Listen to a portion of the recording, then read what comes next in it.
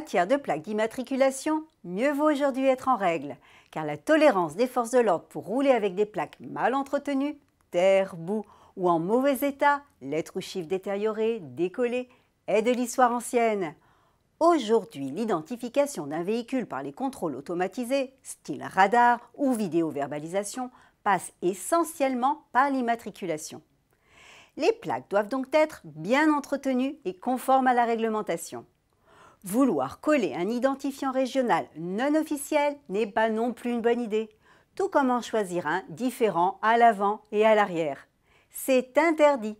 Si vous passez outre, vous encourez 90 € d'amende, sans retrait de points néanmoins. A priori, les forces de l'ordre sont plutôt indulgentes, mais mieux vaut être en règle, on ne sait jamais.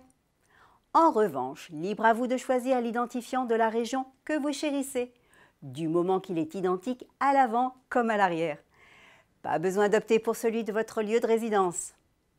À défaut de vous conformer à la réglementation, vous risquez jusqu'à l'immobilisation si vos plaques sont sales, au même titre que si elles n'étaient pas conformes, autrement dit, dont les caractéristiques et le mode de pose ne correspondent pas au décret 2012-3 du 3 janvier 2012.